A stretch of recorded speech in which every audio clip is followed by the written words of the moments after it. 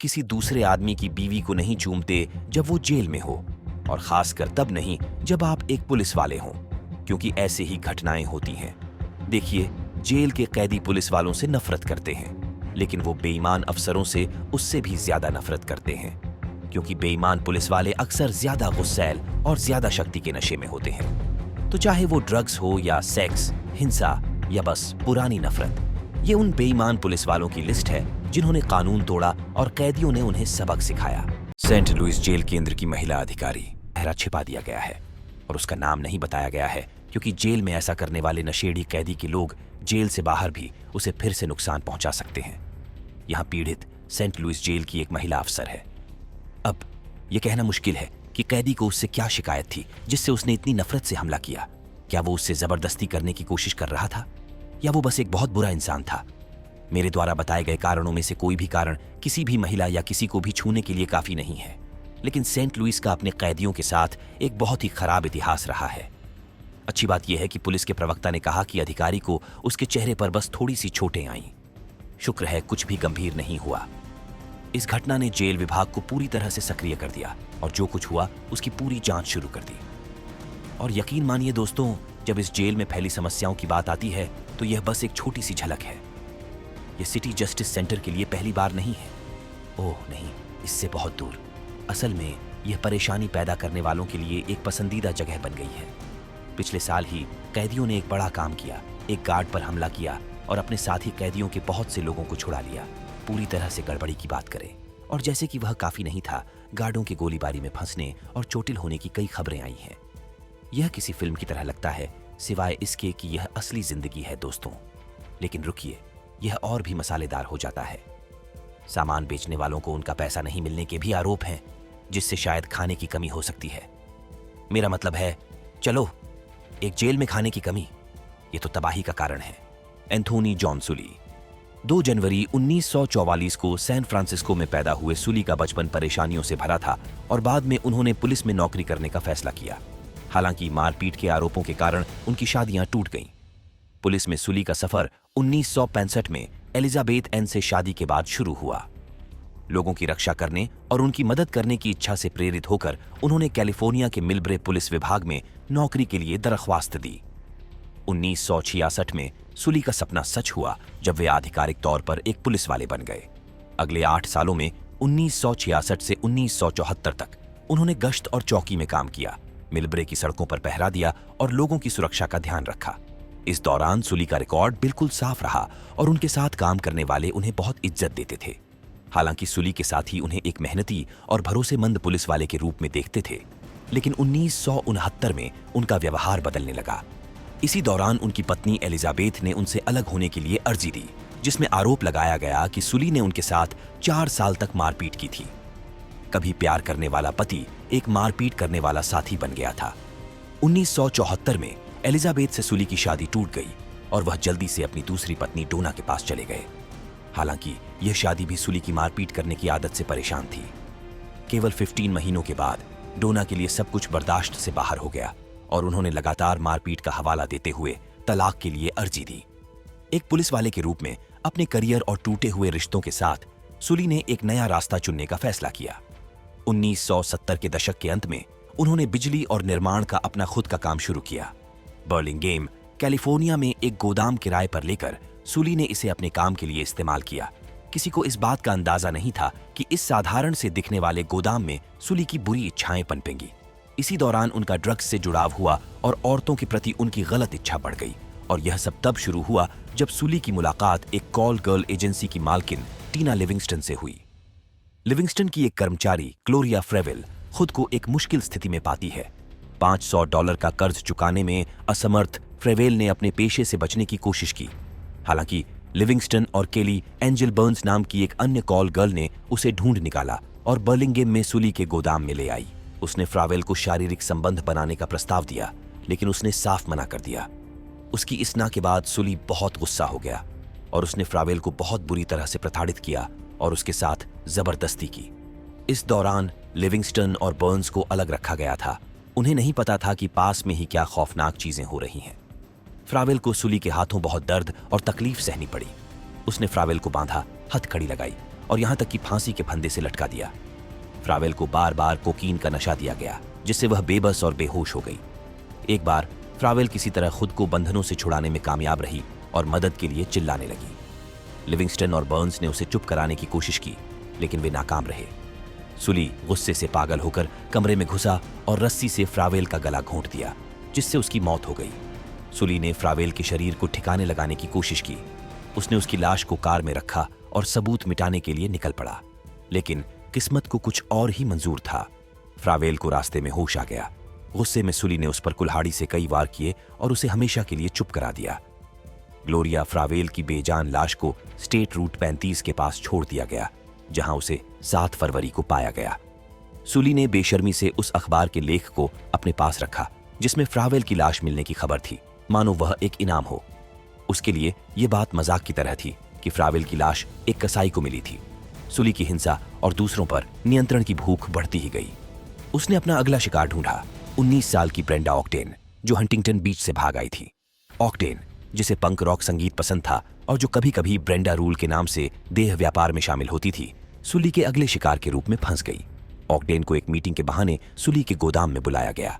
वहां पहुंचते ही सुली ने बेरहमी से उसके सिर के पीछे 38 कैलिबर की रिवॉल्वर से गोली मार दी।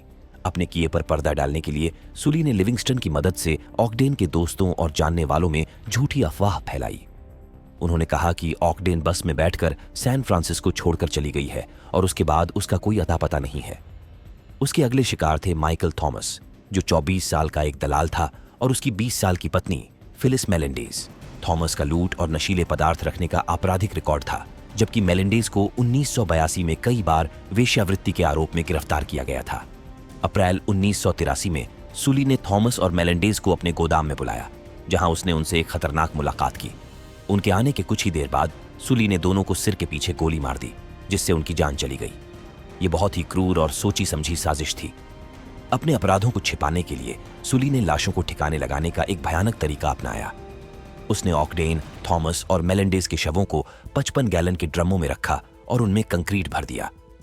अंधेरे का फायदा उठाकर सुली और उसके साथियों ने 29 अप्रैल को ड्रमों को गोल्डन गेट पार्क में फेंक दिया, इस उम्मीद में कि उनके खौफनाक कामों का कोई निशान नहीं बचेगा। उसकी अगली शिकार बारबरा सीयरसी थी, एक पुरानी प्रेमिका जो अनजाने में उसके खतरनाक जाल में फंस गई थी। सुली ने अगस्त 1983 में सीयरसी को पैसे देने का वादा करके अपने गोदाम में बुलाया। एक बार अंदर आने के बाद उसने बेरहमी से उसके सिर के पीछे गोली मार दी, उसकी जान ले ली और अपने शिकारों की बढ़ती सूची में एक और नाम जोड़ दिया। सुली की आखिरी शिकार कैथरीन बैरेट थी, जो 24 साल की एक ड्रग डीलर थी। अगस्त 1983 के अंत में सुली ने बैरेट को कोकीन खरीदने के बहाने अपने गोदाम में बुलाया। हालांकि उसके असली इरादे बहुत ही बुरे थे। अपने साथी माइकल एंथोनी फ्रांसिस की मदद से सुली ने बैरेट पर हमला किया, उसकी छाती में 6 बार चाकू मारा और उसे बार बार हथौड़े से मारा। 19 अगस्त को साउथ सैन फ्रांसिस्को के औद्योगिक इलाके में बैरेट की नग्न लाश मिली, जो प्लास्टिक की थैलियों में लिपटी हुई थी। इस भयानक खोज ने पूरे इलाके को हिलाकर रख दिया और सुली को जल्द से जल्द पकड़ने की जरूरत बढ़ा दी। 25 अगस्त 1983 को पुलिस ने आखिरकार सुली को गिरफ्तार कर लिया। उसके उंगलियों के निशान थॉमस, ऑक्टेन और मेलेंडेज की लाशों वाले ड्रमों पर मिले निशानों से पूरी तरह मेल खाते थे। उसके खिलाफ सबूत बहुत ज्यादा थे, जिनमें हाथों के निशान, चोरी के ड्रम और पीड़ितों की निजी चीजें शामिल थीं, जो उसकी कार और गोदाम में मिली थीं। अक्टूबर 1983 में सुली पर 6 हत्याओं का आरोप लगाया गया। उसने सभी आरोपों से इनकार किया, लेकिन जून 1986 में एक जूरी ने उसे दोषी पाया। सिर्फ 12 दिन बाद सुली को उसके घिनौने अपराधों के लिए मौत की सजा सुनाई गई। एंथनी जॉन सुली द्वारा की गई इन भयानक हत्याओं ने बर्लिंगहेम, कैलिफोर्निया के समुदाय को हमेशा के लिए डरा दिया था। अपनी मौत से पहले सुली किसी अज्ञात कैंसर से पीड़ित था और उसकी तबीयत खराब होती जा रही थी। 8 सितंबर 2023 की सुबह 79 साल की उम्र में एक मेडिकल सुविधा में सुली की प्राकृतिक कारणों से मौत हो गई। थियोडोर डायर, वो मुझसे थोड़ा बड़ा था, इसलिए मैंने नीचे झुककर उसके चेहरे पर कई बार मारा। जब वो गिरा तो मैंने उसके गले में एक रस्सी लपेट दी और उसकी जान ले ली। मिशिगन के एक शांत शहर मुस्केगॉन में धोखे और डर की एक भयानक कहानी घटी, जिसने पूरे समुदाय को सदमे और अविश्वास में डाल दिया। ये थियोडोर डायर की खौफनाक कहानी है, जो पहले हवाई अड्डे पर पुलिस अफसर था। उसके बुरे कामों ने उन लोगों की जिंदगी हमेशा के लिए बर्बाद कर दी, जिनकी रक्षा करना उसका काम था। थियोडोर डायर, जिस पर कानून की रक्षा करने की जिम्मेदारी थी, उसने एक छोटी लड़की के साथ बहुत ही घिनौना काम किया, जिससे पूरे समुदाय का भरोसा टूट गया। जब इस घटना की खबर फैली तो शहर ने इंसाफ की मांग की और डायर को फौरन गिरफ्तार कर लिया गया। लेकिन कहानी में एक डरावना मोड़ तब आया जब डायर को स्टीफन सैंडरसन के साथ एक ही जेल में रखा गया। सैंडरसन भी अपने आप में एक खतरनाक इंसान था। उनकी ये अजीब दोस्ती एक चौंकाने वाले मोड़ पर पहुंच गई जब सैंडरसन ने खुद अपने हाथों से डायर की जान ले ली। आइए थियोडोर डायर के बुरे कामों की गहराई में उतरें और इंसान की फितरत और उसके कामों के भयानक असर को समझें। ये कहानी आपको डरा देगी और न्याय के असली मतलब पर सवाल उठाएगी। मुस्केगॉन, मिशिगन की एक सर्द रात में डायर ने एक ऐसा घिनौना अपराध किया जिसने पीड़ित और पूरे शहर को हमेशा के लिए डरा दिया। पीड़िता, एक 15 साल की लड़की जिसका नाम गुप्त रखा गया है, स्कूल से घर जा रही थी। उसे नहीं पता था कि अंधेरे में उसके पीछे एक खतरा मंडरा रहा है। थियोडोर डायर, जो पहले हवाई अड्डे का पुलिस अफसर था, हफ्तों से उस लड़की का पीछा कर रहा था। पुलिस वाला होने के बहाने वो अपने बुरे इरादों को छुपा रहा था। बड़ी चालाकी से डायर ने उस बच्ची पर हमला किया। उसकी आंखें ताकत और कंट्रोल की भूख से चमक रही थीं। उसने बच्ची को पीछे से मारा, जिससे वो बेबस हो गई। लड़की ने पूरी ताकत से संघर्ष किया, लेकिन डायर की ताकत और पुलिस की ट्रेनिंग उसके आगे बहुत ज्यादा थी। एक सुनसान गली में, जहां कोई देख न सके, डायर ने उस लड़की के साथ बहुत बुरा किया। उसने उसके शरीर और आत्मा को चोट पहुंचाई, उसे पूरी तरह से तोड़ दिया। लड़की की चीखें रात में गूंजती रहीं, लेकिन कोई सुनने वाला नहीं था। अपनी खराब इच्छाओं को पूरा करने के बाद डायर ने बेरहमी से उस लड़की को गली में छोड़ दिया। उसकी मासूमियत हमेशा के लिए खो गई। वो अंधेरे में गायब हो गया, पीछे एक टूटी हुई जिंदगी और डर से घिरा हुआ एक समुदाय छोड़ गया। डायर के इस बुरे काम का असर बहुत ही भयानक था। पीड़ित लड़की की आत्मा पूरी तरह टूट चुकी थी और उसे सुकून और चैन पाने में बहुत मुश्किल हो रही थी। कभी हंसने खेलने वाली वो लड़की अब बिल्कुल बदल गई थी। उसे बुरे सपने आते थे और बहुत शर्मिंदगी महसूस होती थी। इस घटना की खबर पूरे शहर में आग की तरह फैल गई। सब गुस्से और अविश्वास से भर गए।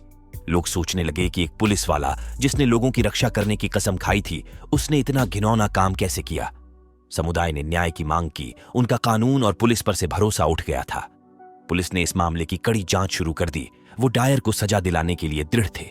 उसके खिलाफ सबूत बहुत ज्यादा थे।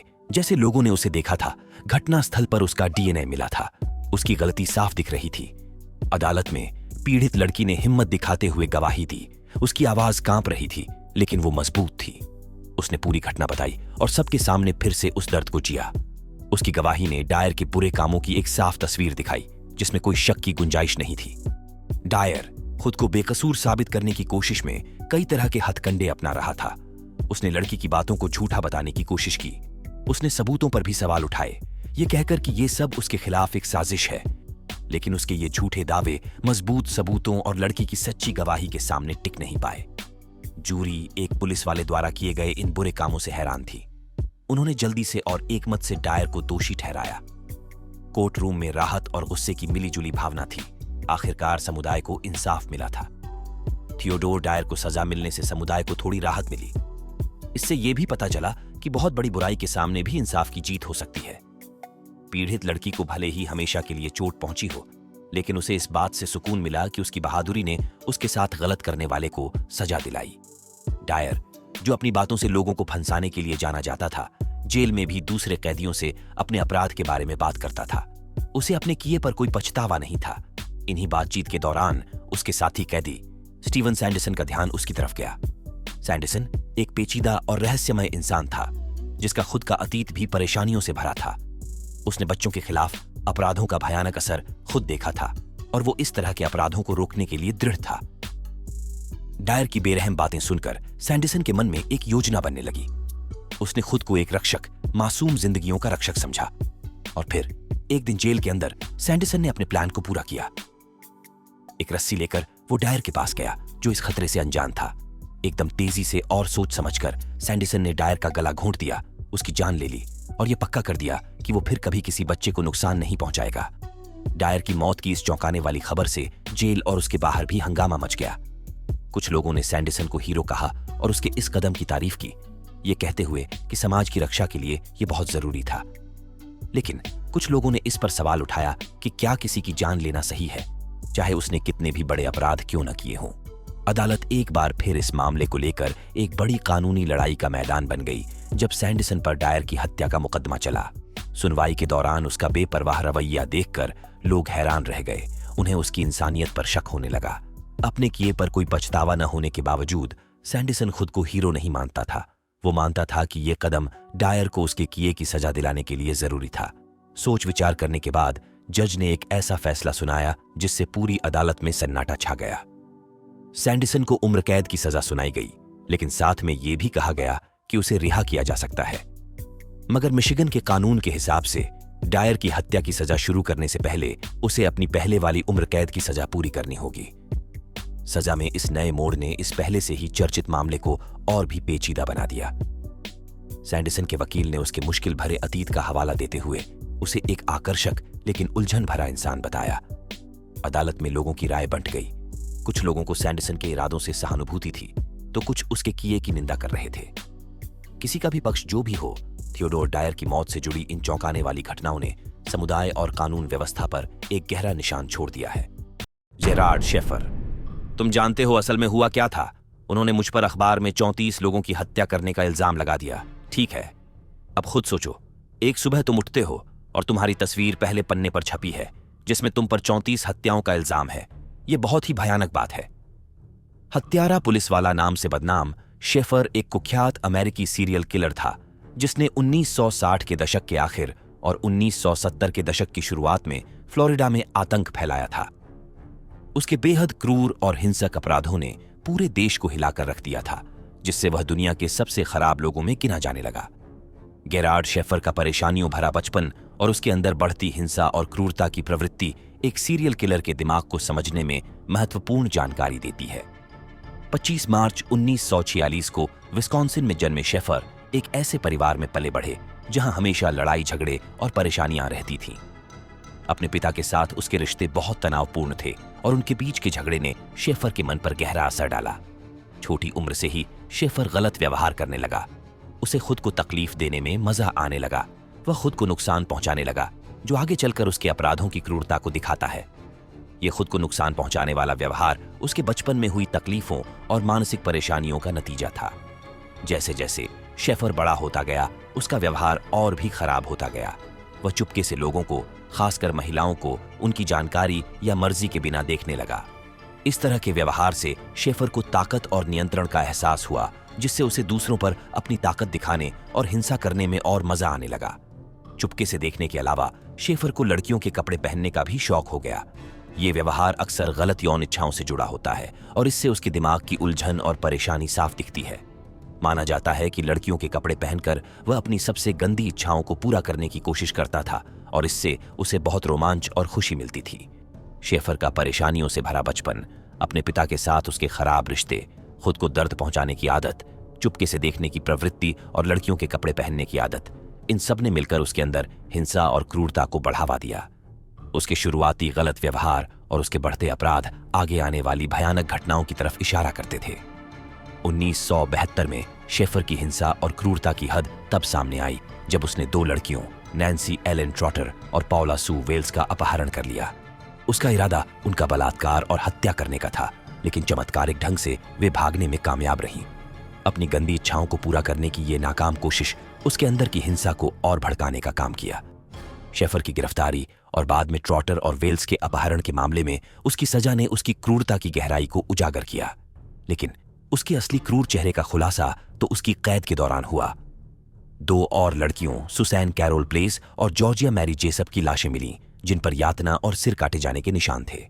इन भयानक खोजों ने शेफर को सीरियल किलर के रूप में स्थापित कर दिया और उसकी जांच में Mary Alice Briscolina, Elsie Lina Farmer, Colette Mary Goodenough और बारबरा एन विलकॉक्स की संदिग्ध हत्याओं को भी शामिल किया गया। शेफर के घर में उन्हें परेशान करने वाले लेख मिले जिनमें उसकी क्रूर कल्पनाओं का विवरण था। इन लेखों ने एक ऐसे आदमी के दिमाग में एक डरावनी झलक दी जिसे दूसरों को तकलीफ देने में मजा आता था। उन्हें हथियारों और अश्लील सामग्री का एक संग्रह भी मिला जिससे शेफर की क्रूरता और पुख्ता हो गई। लेकिन शायद सबसे डरावनी खोज अन्य लापता व्यक्तियों के निजी सामान और अवशेष थे।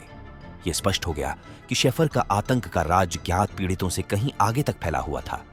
उसके अपराधों की असली सीमा शायद कभी पूरी तरह से पता न चले, लेकिन ऐसा माना जाता है कि वह कई और निर्दोष लोगों की मौत का जिम्मेदार था। शेफर का मुकदमा सितंबर 1973 में शुरू हुआ और अभियोजन पक्ष ने उसे हत्याओं से जोड़ने वाले बहुत सारे सबूत पेश किए। गवाहों ने शेफर को पीड़ितों के साथ देखने और उसके पास मिले निजी सामान की पहचान करने की गवाही दी। हालांकि बचाव पक्ष ने अपराधों की समय सीमा पर संदेह करने और गवाहों की गवाही को झूठा साबित करने का प्रयास किया। ये अच्छाई और बुराई के बीच एक लड़ाई थी जिसमें अनगिनत पीड़ितों की जान दांव पर लगी थी। 5 घंटे की विचार विमर्श के बाद जूरी ने अपना फैसला सुनाया। जेरार्ड जॉन शेफर जूनियर को प्रथम श्रेणी की हत्या का दोषी पाया गया। अदालत में राहत और दुख की मिलीजुली भावनाएं थीं। राहत इस बात की थी कि न्याय हुआ है, लेकिन इस क्रूर हत्यारे के हाथों गई जानों का दुख था। शेफर ने अपनी कैद के दौरान अपनी बेगुनाही बरकरार रखी, यह दावा करते हुए कि उसे अभियोजकों और भ्रष्ट कानून प्रवर्तन द्वारा फंसाया गया था। लेकिन उसकी दलीलों पर किसी ने ध्यान नहीं दिया। उसने एक अलग थलग और जोड़ तोड़ करने वाले कैदी के रूप में ख्याति अर्जित कर ली थी, जो अपना समय लिखने और दूसरों के साथ पत्र व्यवहार करने में बिताता था। सिस्टम में हेरफेर करने और अपने कार्यों के परिणामों से बचने के उसके प्रयास व्यर्थ थे। अपनी अपीलों के बावजूद शेफर सलाखों के पीछे रहा, एक निश्चित संख्या में वर्षों की सेवा के बाद पैरोल की संभावना के साथ। लेकिन इस दुष्ट आत्मा के लिए भाग्य की कुछ और ही योजना थी। 1995 में शेफर का जीवन एक हिंसक अंत हुआ जब एक साथी कैदी ने उसे चाकू मार दिया। यह उस आदमी के लिए एक उपयुक्त अंत था जिसने इतना दर्द और पीड़ा दी थी। उसे चेहरे, सिर, गर्दन और शरीर पर 40 से अधिक बार चाकू मारा गया था। उसका गला भी काट दिया गया था। उसकी दाहिनी आंख नष्ट हो गई थी और कई पसलियां टूट गई थीं। एक साथी कैदी द्वारा कर्मचारियों को उसकी मौत की सूचना देने के बाद उसके शव की खोज की गई थी। जेल अधिकारियों और अभियोजकों के अनुसार विंसेंट फॉस्टिनो रिवेरा नाम के एक 32 वर्षीय साथी कैदी ने शेफर को उसकी हत्या से कुछ दिन पहले एक डिस्पेंसर से गर्म पानी का आखिरी कप किसने प्राप्त किया, इस पर बहस के बाद मार डाला था। रिवेरा को 1999 में शेफर की हत्या का दोषी ठहराया गया था। उसे 53 साल और 10 महीने की कैद की सजा मिली, जो 1990 में तांपा में की गई दोहरी हत्या के लिए उसे पहले से ही मिली उम्र कैद और 20 साल की सजा में जोड़ दी गई थी। कॉर्पोरल ब्रूनो, काबो ब्रूनो, जिसका असली नाम फ्लोरिस वाल्डो डी ओलिवेरा था, का जन्म 18 नवंबर 1958 को ब्राजील के एक छोटे से शहर उचोआ में हुआ था। बचपन से ही उसे कई मुश्किलों का सामना करना पड़ा, जिसने उसके भविष्य को एक अजीब मोड़ दिया। कैटंडुआ में अपने बचपन के दौरान ही उसे काबो ब्रूनो नाम मिला। उसके दोस्त मजाक में उसकी तुलना ब्रूनो नाम के एक शराबी से करते थे। हैरानी की बात यह है कि उसकी अपनी मां भी उसे काबो ब्रूनो कहने लगी और ये नाम उससे जुड़ गया।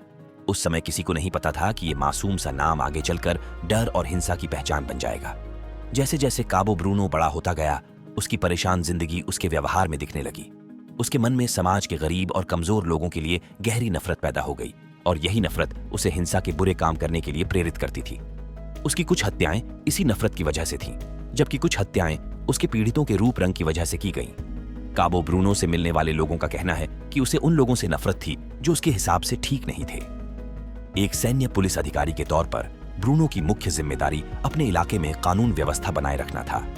उसे लोगों की रक्षा करने और न्याय का पालन करने का काम सौंपा गया था। लेकिन इसी पद पर रहते हुए ब्रूनो का असली चेहरा सामने आने लगा। ब्रूनो का भ्रष्टाचार और सत्ता के दुरुपयोग की तरफ जाना धीरे धीरे शुरू हुआ। पहले तो उसने छोटी मोटी गलतियां की, जैसे अपराधियों से पैसे लेकर उनकी गैरकानूनी गतिविधियों को नजरअंदाज करना। उस समय ये काम छोटे लग रहे थे, लेकिन ये एक बुरे रास्ते की शुरुआत थे जिस पर ब्रूनो चल पड़ा। जैसे जैसे ब्रूनो की ताकत की भूख बढ़ती गई, वैसे वैसे वह अपराध की दुनिया में भी घुसता गया। उसने अपनी पुलिस की नौकरी का इस्तेमाल उन लोगों को डराने और उनसे पैसे ऐंठने के लिए करना शुरू कर दिया जिन्हें वह खतरा या आसान शिकार मानता था। वह अक्सर उन लोगों को निशाना बनाता था जो गैरकानूनी कामों में शामिल थे, उनकी मजबूरी और पुलिस के डर का फायदा उठाकर। यह ध्यान रखना जरूरी है कि काबो ब्रूनो के अपराध किसी खास समय या जगह तक सीमित नहीं थे। वह ज्यादातर अपने खाली समय में जाबाक्वारा जिले में लोगों को निशाना बनाता था। उसके आतंक के राज्य के दौरान जाबाक्वारा के लोग हमेशा डर में रहते थे, क्योंकि काबो ब्रूनो की मौजूदगी से इलाके में असुरक्षा की भावना पैदा हो गई थी। जिले के व्यापारियों के बारे में अफवाह थी कि वे उसके सबसे बड़े ग्राहक हैं, जो अपने व्यवसायों की रक्षा के लिए उसके गैर कानूनी तरीकों से मदद मांगते थे। हालांकि काबो ब्रूनो ने इन बातों से साफ इनकार किया, जिससे उसके पहले से ही रहस्यमय व्यक्तित्व में और रहस्य जुड़ गया। काबो ब्रूनो के हत्याओं के दौर से बचने वालों में से एक जोस अपारेसिडो बेनेडिटो था। काबो ब्रूनो द्वारा गोली मारे जाने के बाद जोस मरा हुआ होने का नाटक करके भागने में कामयाब रहा। उसके इस डरावने अनुभव ने काबो ब्रूनो की क्रूरता की असली हद और अपने अजीबोगरीब न्याय को पूरा करने के लिए वह किस हद तक जा सकता है, इस पर प्रकाश डाला। काबो ब्रूनो की बदनामी उस समय और भी बढ़ गई जब पत्रकार काको बार्सिलोस ने जर्नल नेशनल में उसकी आखिरी गिरफ्तारी के बारे में लिखा। मीडिया में काबो ब्रूनो के मामले ने उसके अपराधों को लोगों के सामने ला दिया। ज्यादातर गोलीबारी जिनमें उस पर आरोप लगे वो 1982 में हुई थीं। उस साल इलाके में बहुत सारी लाशें मिली जिनमें गोलियों के निशान थे। इस बात ने लोगों को बहुत डरा दिया था। काबो ब्रूनो अपनी गाड़ियां भी बदलता रहता था, जैसे कि शेवरले शेविट, फोर्ड मेवरिक और शेवरले इम्पाला। वो इनके रंग भी बदल देता था, जिससे उसे पकड़ना और भी मुश्किल हो जाता था। इस वजह से वो और भी मशहूर हो गया। ब्रूनो का भ्रष्टाचार यही नहीं रुका। वो खुद को न्याय करने वाला समझने लगा और कानून अपने हाथ में लेने लगा। वो सोचता था कि उसे ये तय करने का हक है कि कौन जिए और कौन मरे। इस गलत सोच ने उसे खूनी हत्याओं के रास्ते पर धकेल दिया। ब्रूनो के शिकार अलग अलग तरह के थे। कोई उसका दुश्मन तो कोई बेकसूर जो गलती से उसके रास्ते में आ गया। वो हर हत्या की बड़ी सावधानी से योजना बनाता था और कोई सुराग नहीं छोड़ता था। उसकी लाशें अलग अलग जगहों पर मिलती थीं। अक्सर उनके शरीर को बुरी तरह से बिगाड़ा जाता था ताकि दूसरों को डराया जा सके। ब्रूनो ने जितने लोगों को मारा वो संख्या बहुत बड़ी है। अंदाजा है कि उसने अपने आतंक के दौरान 50 से ज्यादा लोगों की जान ली। लोग डर में जीते थे। उन्हें नहीं पता होता था कि उसका अगला निशाना कौन होगा। ब्रूनो के कामों ने शहर में तबाही मचा दी थी, लेकिन ब्रूनो इतने लंबे समय तक कैसे बचता रहा? वो बिना पकड़े गए अपने बुरे काम कैसे करता रहा? ये सवाल पुलिस और लोगों दोनों को परेशान करते थे। काबो ब्रूनो को आखिरकार इंसाफ की तलाश ने पकड़ ही लिया। जांच करने वाले अफसरों की एक टीम ने उसके खिलाफ सबूत इकट्ठा करने में जी जान लगा दी। उसके अपराधों की गुत्थी को बड़ी मुश्किल से सुलझाया। एक बड़ी सफलता तब मिली जब ब्रूनो के एक हमले में बच निकलने वाले ने हिम्मत दिखाते हुए आगे आकर बहुत जरूरी जानकारी दी, जिससे ब्रूनो का अंत हुआ। बातों के एक नए मोड़ में ब्रूनो को आखिर में पकड़ लिया गया, जिससे उस जगह के लोगों ने चैन की सांस ली जो बहुत लंबे समय से डर में जी रहे थे। उसके खिलाफ इतने सबूत थे कि उसके जुर्म में कोई शक नहीं रहा। अदालत का कमरा तनाव से भर गया क्योंकि पीड़ितों के परिवार इंसाफ और अपने दुख कम होने की आस में देख रहे थे। ब्रूनो का मुकदमा एक बहुत दुखद अनुभव था क्योंकि उसके बुरे कामों का ब्यौरा सबके सामने रखा गया। जब बचे हुए लोगों और पीड़ितों के परिवारों ने अपने बुरे अनुभव बताए तो अदालत का कमरा सिसकियों और आंसुओं से भर गया। ब्रूनो के अपराधों का बोझ हवा में भारी था क्योंकि लोग उसके खौफ के राज के बाद के असर से जूझ रहे थे। अपनी बेगुनाही साबित करने की कोशिशों के बावजूद ब्रूनो को कई लोगों की हत्या के जुर्म में दोषी ठहराया गया। जज ने उसके जुर्मों की गंभीरता को समझते हुए उसे 113 साल की जेल की सजा सुनाई। ये उसके द्वारा ली गई जानों और बहुत से लोगों को दिए गए दर्द के लिए इंसाफ का एक छोटा सा कदम था। लेकिन सलाखों के पीछे भी ब्रूनो का आतंक का राज खत्म नहीं हुआ था। लेकिन जेल की दीवारें भी ब्रूनो के खौफनाक शासन को रोकने में नाकाम रहीं। वह कई बार जेल से भाग निकलने में कामयाब रहा, जिससे अधिकारियों में दहशत और भय का माहौल बन गया। हर बार जब वो फरार होता तो एक खतरनाक और अप्रत्याशित अपराधी के रूप में उसकी कुख्याति और भी बढ़ जाती। लेकिन आखिर में काबो ब्रूनो की किस्मत उससे रूठ गई। एक बार जब वह भागने की कोशिश कर रहा था तब वह अपने परिवार वालों के साथ घूम रहा था। तभी 2 लोगों ने उसे गोली मार दी। उसके परिवार वालों को कुछ नहीं हुआ। उसके मरने की खबर से लोगों को थोड़ी राहत मिली और उन्हें लगा कि अब शायद वो उसके दिए हुए दुखों से उबर पाएंगे।